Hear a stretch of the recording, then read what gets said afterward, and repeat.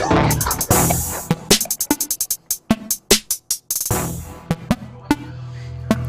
about to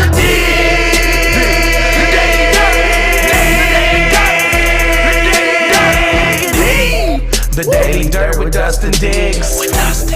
The Daily Dirt with Dustin Diggs. Welcome to the Daily Dirt with Dustin Diggs. We got a special guest today, Bob Rose, creator of Token Taverns. I got the right here. I got the DVD right here. I'm going to cut to this camera right here. Bob, welcome. I met you actually twice. I've seen you speak once in Atlanta, and then I got to talk to you in Wisconsin. And I just love the show. I love the movie Token Taverns. For the audience out there that hasn't seen it yet, kind of just what's your elevator pitch of Token Taverns? So Token Taverns is an arcade bar documentary, and it really kind of tells the ins and outs of running an arcade through the perspective of an arcade owner. So we followed 3 arcade owners over 2 years with their ups and downs, and you know, kind of going through running the place and even through a global pandemic. Well, that's why I was amazed about the documentary, because I know that you love arcade games. You probably grew up in the arcade, but when you probably started this project in February of 2020, you probably had a different type of storyline in your head. Even though when you do a documentary, you're just documenting stuff, but COVID hits March of like 16, which you document in this film here. Talk about how like that just kind of changed the whole thing, and then probably what you were doing, it kind of really made you push forward with completing this, because it made the story impact the arc so much different than, you know, of these struggles that these businesses were going through.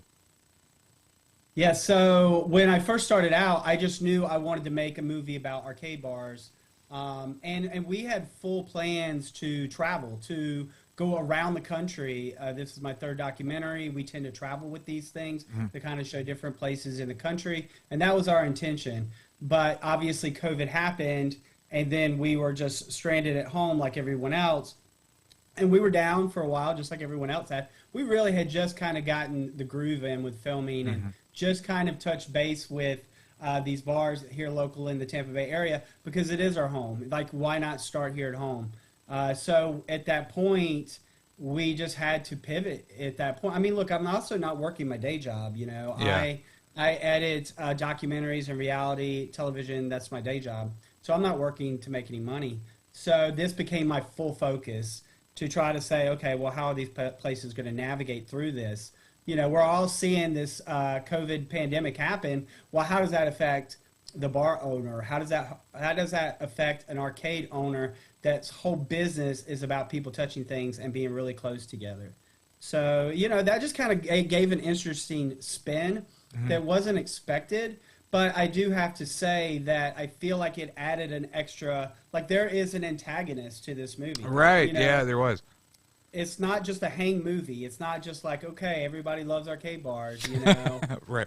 What's next, right? Yeah. So it just gave an extra edge to it. And it's interesting that it took so long that I filmed to get out the other end. So by the time we actually watched the movie and we're showing it to people didn't mind looking back at that, you know. Yeah. It's kind of weird. Well, it's kind of weird watching it now, like in 2024, when like the guy was putting plastic up in between the you know, stuff that, you know, kind of got scientifically proven probably wasn't as effective as people thought back then, you know, but you saw all the precautions people were taking, which was, you know, kind of neat that it was documented in this film. Oh yeah, one thing I was talking about before the podcast started, your pacing. So your day job, and you came from doing documentaries, but like the pacing in this film, the way it just flows together. You got 3 different stories going on, and the way it cuts back and forth, it seems seamless, like the way the flow. And then we're also talking, you know, I used to film documentaries, not on your level, but like it's hard to film people when the camera's on them. All of a sudden they start acting different or whatever. But you really got like, I don't know how you did it, but I guess you just left the camera rolling. But it was so personal with like the people, and it just seems so like natural with people on camera. Yeah. So that's kind of like our standpoint in when we do documentaries is, we're not coming in with a big crew. And that's on any of my movies. It's either me or it's me and my wife or it's me and my kid. And we're doing this together. And that's it. So first off, we start out very intimate. Second, we do let the camera roll. You'll definitely see in the movie there's times where the camera's kind of back a little bit. And we just let, and this is great, some of the things you catch when you just kind of let you're not in people's face. Right, but gotcha. We also really spent time to get to know all these bar owners and the patrons to go there. So we were part of it. We were very much involved in the community as well. These were our friends. These became our friends. So now I'm just sitting there jiving and kind of shooting, filming with my friends, which is a totally different thing. And that just gives a element of intimacy, I think, that we couldn't have gotten any other way. Right. So, and also, it doesn't hurt that we're in a bar and people are drinking. So, right. Right. Well, the best stuff was always an hour before closing. Guards down. I thought it was neat too. What you brought in is not only the characters of the owners of these arcade bars, but like the people that actually work there, and then like I felt like I was feeling what these characters were feeling, and then like the scene where the girl's playing the music and she's reading the poem was like kind of a tear-jerking scene when I was watching it, and but I just loved how you highlighted more than just the owner and the place. You really highlighted the community that went to these places. Yeah, what I found with the arcade, which is I feel like bigger, like an arcade bar, I feel like versus just a regular bar, or let's just say like a sports bar. That's probably the biggest kind of analogy you can make for someone who's not in this community or the scene.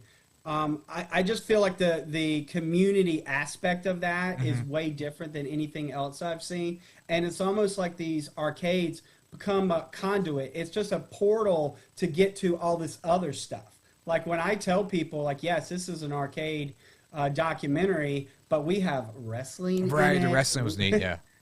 Live band performances, like you said, poetry. Just a lot of stuff that's going on inside of there, and the arcade is almost kind of like just part of it. It's definitely the main attraction, but it's interesting to see all of this community that has grown out of this place. Yeah. So these are you still in touch with a lot of these characters that these people that were in the film? I mean, do you still go to the same arcade bars? Yeah, I mean, I'm in contact with all of them. Lowry Parkade is 22 minutes from our house. That's me and my wife's home arcade, we call it. Like, that's where we go to hang out. We were just there last Friday, and we were there, and the two guys that were DJing in the movie were there. One of them is my best friend. I'll give you an example. Our last birthday party and my housewarming, all of the arcade bar owners were at my house now. So we're right. good friends with all of them. We go to Reboot, we go to Parkade whenever we can. Every time we go down to South Beach area, we go to Glitch and check out those guys. It's some of our best friends in life now we know because of this movie. So, what do they think of the film when they watched it? All the the response has been great. I think so let's just say like the arcade bar owners, for instance, because it really is kind of through their eyes that we're watching the movie. I think always at first it's a little weird to see yourself, and also by the time they saw it, they're so far removed from that, so it's interesting to look back. But they love it, and more so than that, all the people's reaction that come to them and the support, especially in this community, because we were kind of stuck here through COVID, so I really kind of focused here. It really is a Tampa Bay-based movie, so the community aspect and the support has just been amazing. Every time I post something, these guys are reposting, and we're kind of helping promote each other. And now they're having instances where people are coming in because they saw it on Token Taverns and they're in town. So it's like a must-go place if you are into the arcade or pinball scene. If you come to Tampa, you got to go to Lowry Parkade. you gotta go to Reboot. You know. Yeah, I'm definitely going to check it out next time I'm in Florida. So it does seem like a great place. I noticed that you have arcades behind you. Did you have any admirations to do your own arcade bar at one time, or is that something maybe in the future for you, having your own place? It's something we were definitely thinking about, my wife and I, and looking into, because I started out with this movie with I think this multicade right here, Yeah, and that was it. And we rented a Last Action Hero pinball machine. It's in the movie. There's a part where they're renting out machines. Yeah. That is my house. That is the machine that I rented. And honestly, we just rented it because we needed to film something. So I was like, okay, well, if I rent this machine, he's got to deliver it to my house, and I'm going to film it. So, but we rented a pinball machine because, I already had a multicade, so why not? And we totally fell in love with it. Now we have 4 pinball machines. That's our main thing we do. We play either at home or out a few times a week. So and also I have all this knowledge about arcades now, because I have been in this space now for 4 years. So yeah, we're looking into that. We're definitely the thing I would like to do outside of making movies and working in television is opening an arcade bar. So we're looking into it. We're definitely open to any ideas. So anybody has any wants to hit us up, let me know.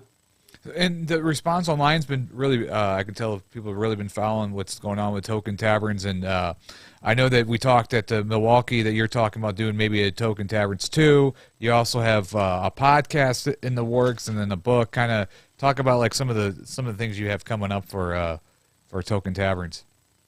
Yeah, so I'm still in the middle of the big promo for this movie. When you have an indie film, it's not like a big Hollywood blockbuster where we know everything that's going to happen the first weekend. It's a flop, it's a success, we know it right off the bat. It's really kind of a long haul with the indie film, to just get people to know about it. There's so much content out there. So I'm really pushing the promotion hard, but aside from that, we are looking into the idea of doing either a Token Taverns series or a Token Taverns 2, where we go to 3 more bars or a couple of bars and really spend some time with them. And obviously, if we do that, we're going to open up a whole casting process. There's so many places that we wanted to go and that also have interesting stories. And I think that's the most important part, is that there's interesting people, there's interesting stories. So we're looking into that. And then also, I decided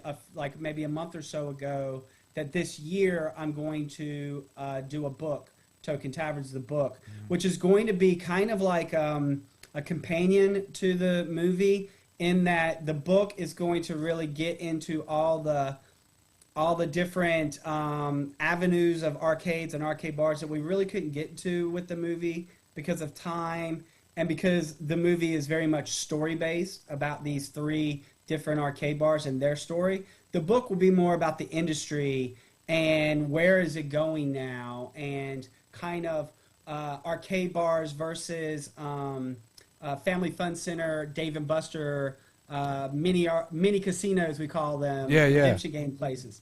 Things like that, and really talking to a lot of companies, industry people, about where we're going next. So I'm working on that, and through doing that, I'm going to start a podcast for a year or 2. We'll see how it goes, but really as an avenue to talk to all these people, and we'll use the information from that to make the book. Yeah, I think that'd be great, even if you had a group page where all these people, because I'm sure when this was happening in the film, did these 3 companies know about each other, that you were documenting them as well? Do they know? Do the 3, obviously they've been to your birthday party, so they know each other now, but did they know each other during COVID when this was all happening? Yeah, absolutely. Even when you see the movie, you'll see a couple scenes where they're all together. The vector scene, if you will. Yeah. So that was the big benefit to filming this movie in Tampa Bay and all of Tampa Bay, because it's a maybe 45-minute to 1 hour circle if you go from beach to where I am at here, but it's all one community. So of course they all know each other. They have all already been to each other's bars, and the community, you'll also notice in the movie, you see a lot of the same patrons at different places because they all go to the same spots. Right. So it really made it a really kind of a community-based film where you're not just diluting the movie with tons and tons of characters that you really can't really grab onto. Right. Yeah. And I think that was a happy accident slash benefit to being very much a Tampa-based movie, is that they are kind of all within driving distance. I mean, Vector and Reboot were 15 minutes from each other, and we would film at one, and then we would end at the other. Every night we filmed at those. We'd always film those together. How much footage do you think you had of because you're saying sometimes you just set the camera back, let it play out. I don't think people realize the work it takes to make a documentary film of just all the footage and all the different things you have to go through. Plus, then you dig up like the news stories, and then you got to get permission to use the news stories in your film. You got clips from all different types of media being in your film. So, like, how many hours of footage do you think you had of just the documenting this whole thing? I mean, I would say we're definitely toying around with potentially 1,000 hours. Wow. Definitely high hundreds. My gosh. I really don't want to know. That also goes in line. That also goes in line with how much time I spent on the edit. You know, that was really the hardest part. You know, when you're making a documentary, this is not a scripted documentary. This is not a talking head documentary that's all based around interviews.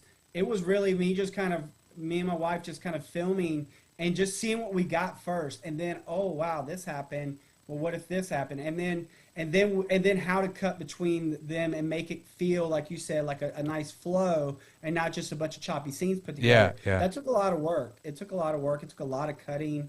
It took a lot of editing out. I mean, the first edit of this thing was probably 2 hours and 20 minutes. Yeah, right. I know, because we got it out to 133 or so now, or 93 minutes. Right, I know how it is when you shoot some footage. Sometimes you become like married to that footage that you don't want to, but you have to, like you said, for time purposes, you had to cut it down to like, it was, I think, an hour and a half that you cut it down to, right? The final running time. Yeah. I think the total before credits is right at 93 minutes. 93 minutes, yeah. So. And that last 10 minutes was tough. And you know, I cut it all the way through. I was doing a lot of screenings last year, which we're doing them now again. That's why I was at the Midwest Gaming Classic, and we're doing a bunch this summer as well. I'll tell you guys, you know, which ones we're at in case anybody's going. But yeah, so while I was doing that, I was screening the movie. I hadn't delivered, but I was in the delivery process. You know, there's a lot of, like, I had a distribution deal, but there's like, the delivery is kind of a heavy thing. You have to make sure everything's technically, you know, snap. Yeah. So as I was screening, I was watching the audience, and I was trimming down a little bit more, and all the way to the end, man. All the way to the very, very end. I'd say within 3 days of delivering, I made a few trims or cuts or ads sometimes too. Right. You know. So yeah, that was a very intensive process. Sometimes I say I wish I was doing a documentary where it was like Woodstock, where everything took place in a week. You know? Yeah, right. And that's what you got, you know. But I also waited, okay? So there was also the waiting for COVID to end, but everybody's story kind of gets tied up. And I was waiting for a few crucial scenes that I felt like would be the perfect scene to tie a bow on it. Right. And that's what I did. You know, Yeah. That's what we did. So, but yeah, it was a lot, man. Yeah. I'm in no rush. I have not been in any rush. Like, what are you doing? Are you ready to go again? I'm like, I'm not in a rush to do that now. I would be probably tired of looking at some of the same footage. I'd be, but right, or just to do the whole process, start over again. Yeah, start over again. Right. Yeah, so we're very happy just living in the world of Token Taverns, and our next moves will be something in this space. This is my third documentary. This is my first documentary about arcades, craft beer, or anything like that. But it won't be the last.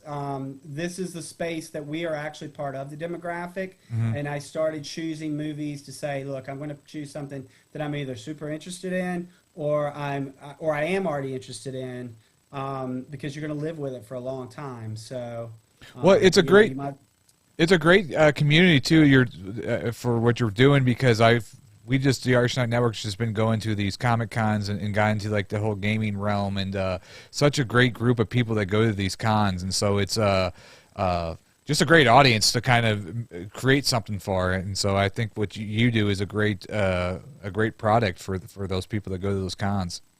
And you know what's great about those cons too? You know, this is my third film, but this is the first film, and my first one came out in 2016, where I'm actually doing a substantial amount of physical media. Yeah. People are buying it.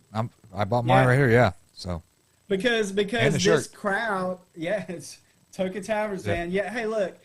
We live in a world where most people do not buy films anymore. They do not rent films anymore. If it does not land on your streamer that you already have a subscription on, you're probably not watching it, or you're waiting for it. So that it's really tough for an independent filmmaker.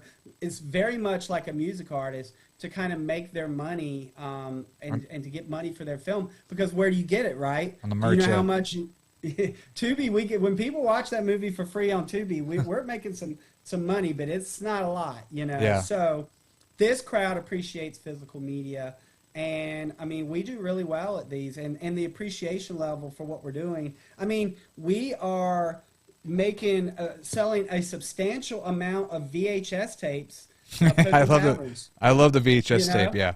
Right. So I mean, I've got a VCR right here to my left, connected to my computer, and I'm making VHS copies on a daily basis, and I could not sell VHS in 1995.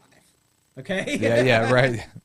So it's pretty amazing, you know. I've been having fun with it, you know. Like I say, we use our merchandise that we sell with our physical media, with our T-shirts, to help support us to go to these cons. Like, that's how I'm using money that we made from Midwest Gaming Classic, and that's helping support us to go to the SoCal Gaming Classic, like in June. You know, we use money from that to go to Southern Fried Gaming, and so on and so on. So it's pretty cool, man. I'm enjoying it. I'm enjoying the ride.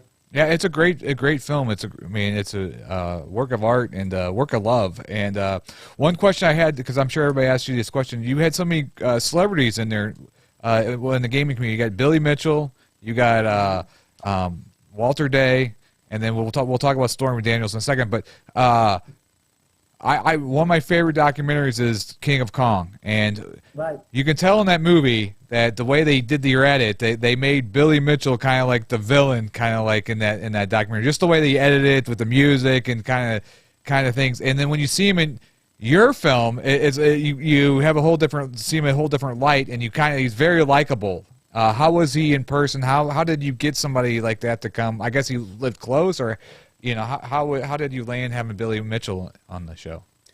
Well, he did kind of fall in our lap. I mean, we were filming a glitch bar, which is like the second scene in the movie. And when we were doing that interview, we were down in Fort Lauderdale. And when we were filming that interview, one of the guys said, well, you know, Billy comes here to play all the time. He live streams here. And I was like, I could probably get him on the phone to come do an interview if you want. I'm like, yeah, sure, absolutely. Right. And so that's what he did. He came, he did the interview, and then he ended up being in Tampa at one of the other another arcade here. So I hit him up and said, hey, man, let's go over to Reboot. Let's go. So we went over there. We filmed that thing. And so, yeah, it's just a different side of Billy that I don't think most people are used to see. Billy Mitchell's a very polarizing figure. You either love him, you hate him, or you love to hate him, right? So, but I will say that when people say stuff about him being in our movie, I say is about high spirits, not high scores. So his contribution to this film was actually pretty substantial, in that I feel like he's a very valid person to talk about how things were in the 1980s, which we have him in there for that. He's definitely an expert in talking about how the arcade scene was growing up in there and how it's evolved. And he actually lives around here, and he was a fixture at Glitch Bar. And I think he has some pretty poignant scenes, but it's definitely a different side of Billy Mitchell than they're used to seeing. And if you want my hot take on him and the King of Kong stuff, I mean, look, I work in the field, so I work in reality television. I edit TLC shows, so if there's anything about knowing about producing, I know some stuff. Right. But anyhow, they were pushing that, and he was feeding into it. Yeah, he was giving them what they wanted, and there is some of that there. You know, Billy Mitchell's got you don't wear the same thing every day and not have a little bit of an ego, you know. So, Right. But he feeds into that. But with our movie, it's just a different topic. It's like not talking about Billy Mitchell's high scores. It's about, hey, what do you think about these arcades and stuff. So I think he made some great points and was a good addition to the movie. It was really great running into Walter Day. We got him at Pinball Expo. Yeah, and he's just been a good champion for the movie. You know, he gave us a he awarded Token Taverns with his like Hall of Fame kind of baseball card thing we got. Oh, that's awesome. That's Pinball awesome. Expo. So we're kind of immortalized in arcade history, which I think is cool. Yeah, I think Billy did great. He gave you some really good sound bites, especially for the ending when he said a couple. You know, so he really well speaker when it comes to like with the gaming at the end there. He has some really good sound bites. The other question I had is, okay, so obviously she's back in the news again because of what's going on with some kind of trial, but I don't really follow the news anymore. But Stormy Daniels, how did that come about? Okay. So Stormy Daniels is she is a longtime friend of mine. Okay. So I've known her for I knew her in 2005, so I got a call from 60 Minutes whenever all the shit went down. Right? Oh, okay. Wow. Yeah, so I've known her for a long time. She's a good friend, and she was in town. Her assistant had already been out with us and been to some of these arcade bars, so he brought her by Reboot, and so she was in town. I was like, sure, let's go by the place. So I just called George up, and I was like, hey man, so Stormy Daniels is going to come by the place today. Can you be sure to be there? And he's like, what? And he's like, he said Stormy Daniels is going to be there. His wife's like, no way. And he goes, well, he told me Billy Mitchell was coming, and he did. Right. So, yeah, it's just one of those things that kind of fell in our lap. And, when you see it in the movie, it's just, I call it our moment of levity. Things were really heavy. This is in the middle of COVID, right? Yeah, so yeah. Things were pretty heavy in the movie right there. A lot of sad things were happening. And that kind of gave a moment of levity. And I always love having the one kind of, I call it the odd cameo. Like, what's Stormy Daniels doing there? Like, my first movie was about CrossFit, and I had a cameo by Jimmy, Mouth of the South, Hart. Oh, Jimmy Hart. Okay. Jimmy Hart. Yeah, I met Jimmy Hart before. WWE. Yeah. And so I would get the same thing with him. But no, she's great. And it's funny, a little tidbit. I actually was involved. She just had a documentary that came out on Peacock. Oh, right. I haven't seen it yet. Yeah. And so I had shot some stuff for that, and they used a lot of my footage. And so I've got a single title card in the movie, and they gave me some compensation. It was cool. Oh, that's awesome. But yeah, I'm on the same billing as Judd Apatow because he actually was the executive producer of that. Oh, wow. But no, just so you guys do know, I do know Stormy. I have worked with her, but I didn't do any of her adult stuff. Okay. I wasn't going to ask that, but yeah, we did a Sturgis pay-per-view special, and I also did a reality show pilot that I pitched to E. And that's what that documentary ended up using some of my footage from. Oh, okay. No, I thought she was. Yeah, I thought she was funny in the film. I thought she was funny. She had a couple of funny zingers that she said. I thought it was a funny cameo. I mean, I think she did a good job. So, I mean, that was cool. No, I was just wondering how that happened. And it did seem like the woman following around was like her publicist, like probably watching, checking her eyes and her dotting her I's and her crossing her T's or whatever. I don't know. It just seemed like there was kind of a publicist that was walking around with her or whatever. But it was cool. It was cool. So. You got the podcast. Now, when you do a podcast, is it just going to be just other owners? No. I'm going to. I will talk with some other owners. I'll probably also bounce back with people like Dot Mac, who he owns the biggest arcade in the world. But really, more so than that, I'll probably try to explore other avenues, other people that I wanted to include more also on this. But I'm talking to. I'll be talking to people from the big pinball companies, Stern, Jersey Jack, right? Even Raw Thrills that does.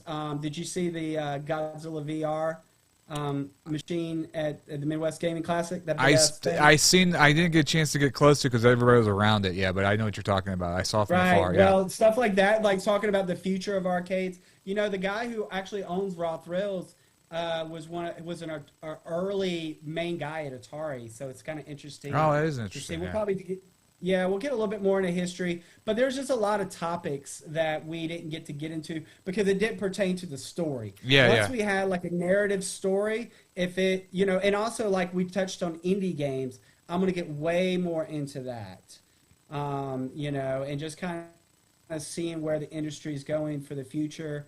And, you know, the cool thing about it is we're 4 years from the point where I started to film, and these arcade bars are not only still going, but they are even bigger. You know, there has been no slowdown whatsoever. So, I mean, I think these things are always going to have to evolve, and that's something we'll probably talk about some too. Is there has been a little bit of an evolution of these things, even in the movie, right? So in the movie, they start out these arcade bars. By the time they get through COVID, there are these arcade bars / restaurants. Right. You know? Yeah. You know, you gotta. It's hard to make a. Okay, so arcade bars versus arcades, and we'll talk about that some in the book. Yeah. But it's very difficult to make your bread off of quarter drops. Right. You know. Oh yeah, especially You know, with this inflation. Yeah. Right. You kind of need that beer element. You kind of need that food element. You know. Yeah. And so I think that's what makes the arcade bar kind of a perfect mix in with it. That brings in a whole nother community. There's people coming in there who are super into craft beer and they go there just because of the beer, and then they fall into the games, and vice versa. Right. You know?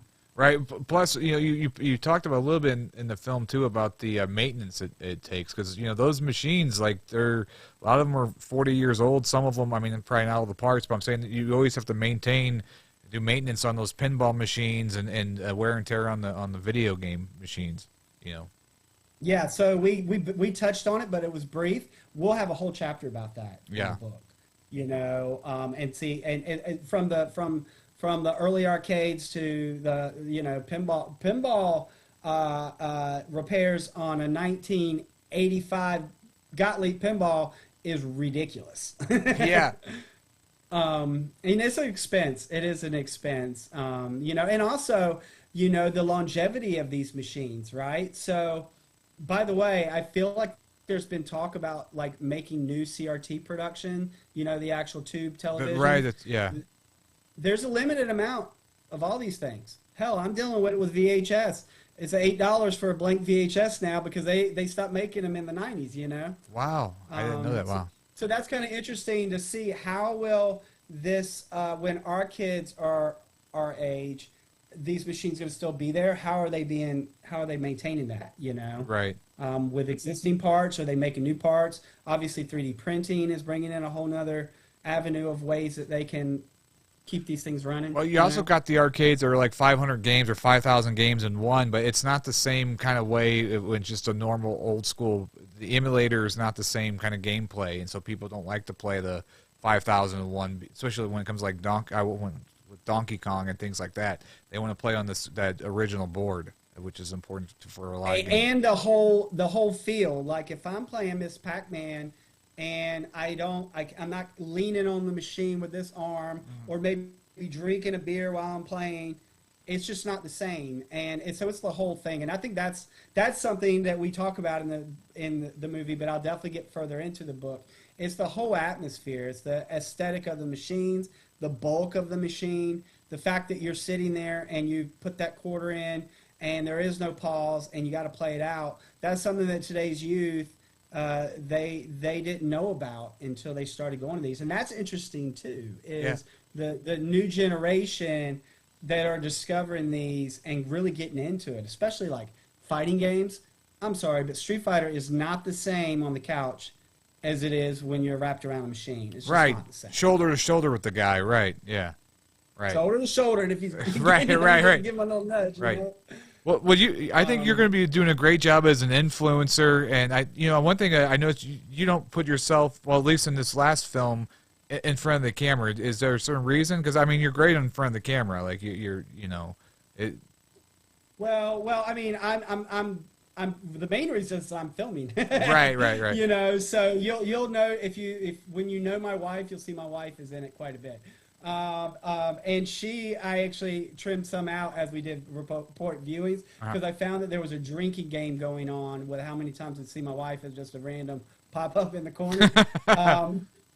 Yeah, so I mean, like, look, I don't mind being, well, especially in this point, I'm much better about talking about my movie than like talking about myself, right? So, I'm more of like the spokesperson. I call myself the walking billboard for Token Taverns, you know. But you know, I will be putting myself out there more with the podcast, with the with just our social media in general. Kind of, because I just kind of step back and just let's let the movie stand for everything. But now I'm finding that people are starting to want to connect with the creators, and you know, so I'm getting out there, and I'll be doing more of it. I've done a couple podcasts in the past, and obviously I could talk about this movie. So right. So we'll see where it goes, man. We'll see. I used to do some on-camera stuff. Here's a little tidbit, and I put this on my social media. I hosted a video game TV show called Game Buzz TV in 2002. Game Buzz TV, was that like was that on television, or was that like a game? It was a pilot that we did a few episodes, and we tried to pitch it out. And honestly, the world wasn't quite ready for it yet. It was very much a stoner-based type, funny video game show. And I think G4 was just starting out at that time.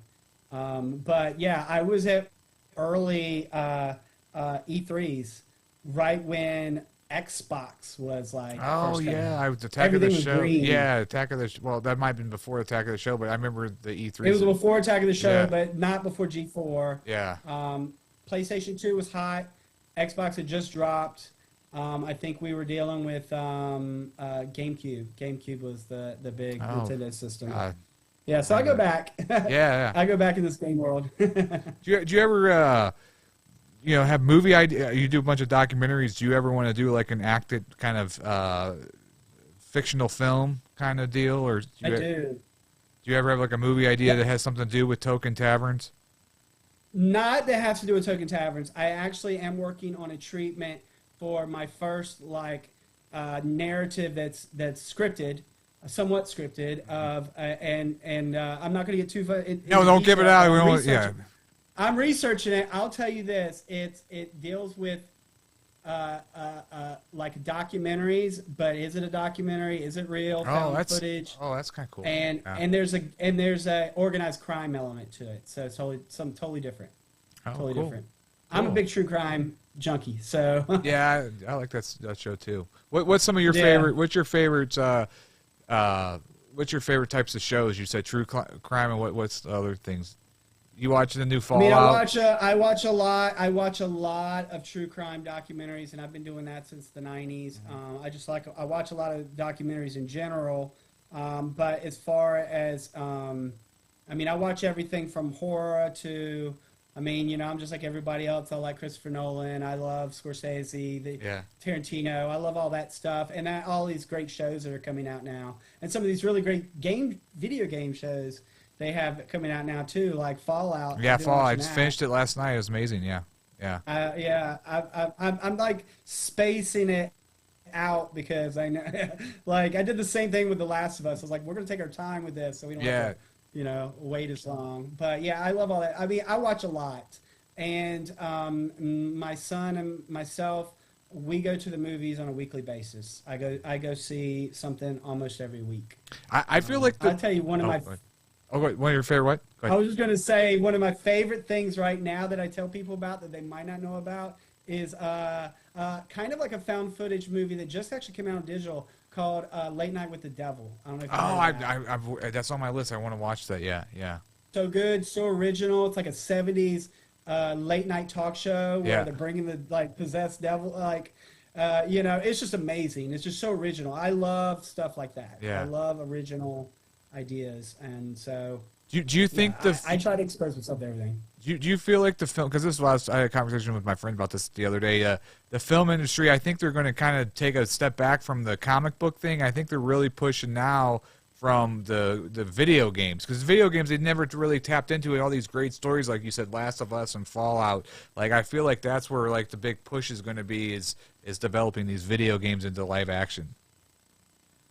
Yeah, I think so, and I think that I think what would be interesting, because film trends kind of go into a cycle. Yeah, yeah. And Tarantino talks about this a lot. He says that the right now we are in a redo of like the 1980s and the 1950s, which was the most neutered time of cinema, where things were just kind of getting cranked out and kind of everybody's kind of censoring each other and whatnot. Whereas the 70s was avant-garde and Raging Bull and all that stuff. And then the 90s had like, that's when Tarantino was coming out. That's when you were getting all this indie film. The first time people were talking about indie stuff, film.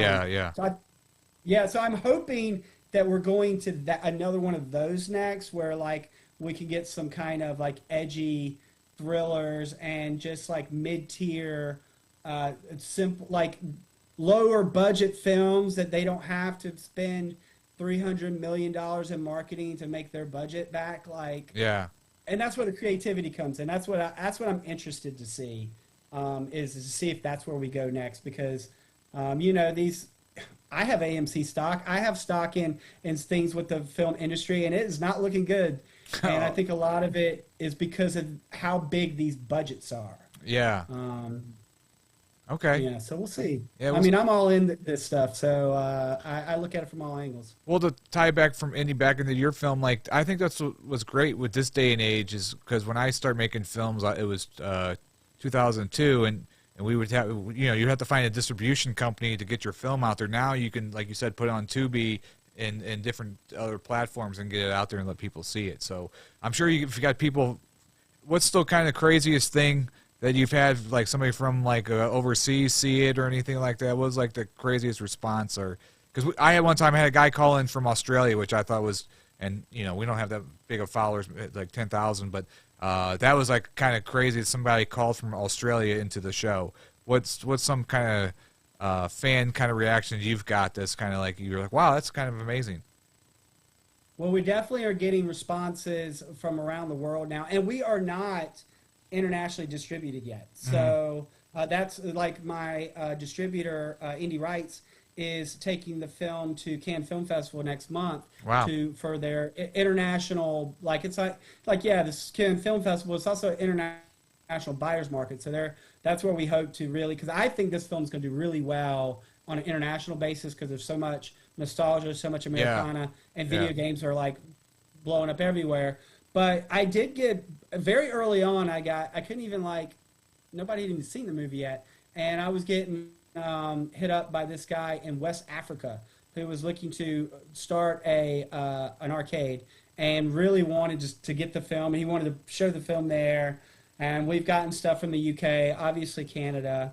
I mean, I just shipped some shirts off to Puerto Rico the other day. Oh, wow. Which was pretty cool. That is awesome. So it's just kind of getting there. Look, this film, and this is part of the reason why I'm doing all these expos at these conventions, is it is a lot about getting the word out. That's why these shows and everything's so important. Because for independent film, word of mouth, social media, these things are so important because I don't have hundreds of thousands of dollars or even thousands of dollars to put into marketing. It's all sweat equity and relationships and things like that. So, but yeah, it's going good, man. We are incrementally growing our following with people who have seen the movie and people who know about the movie. Like I said, this was my first time in Wisconsin. Most people there didn't know. So the community, I'm really leaning on pushing this out to the community because I feel like if everybody in the community sees it, it'll be, as many people as possible, be a huge success. But also I think that people outside of this community will really enjoy it as well. It's super approachable. It's not dense. It's not talking over you. It's very much I call it a hang movie, cheers for nerds. Yeah. Yeah, it's a great movie just to put on, and I've actually watched it, I think, 3 times now. Like, we just had it on when we were, talking. I was on the computer, and it's just like a great one that you can listen to, too, a documentary, you know what I'm saying? Like, you can just have it play, and you can listen to it, too, and know what's going on, too. Well, thank you for your time. I appreciate you giving us the time because, like I said, I know you're busy doing the promotions for all the stuff, and you got a busy day job, so I appreciate you taking time out and talking to me on my podcast. So thank you, Bob, for everything. Absolutely. And, you guys check us out. We're Token Taverns on all social platforms. You can rent us on Amazon, and you can watch it for free on Tubi. And I think you've got the links here. So check it out. Let us know what you guys think. Yep, and I have the links below the video here of all those links you just mentioned. So thank you again, and we'll see you again. Thank you for watching the Daily Dirt with Dustin Diggs. Check out the artistunitednetwork.com, and we'll see you guys again tomorrow. We're out.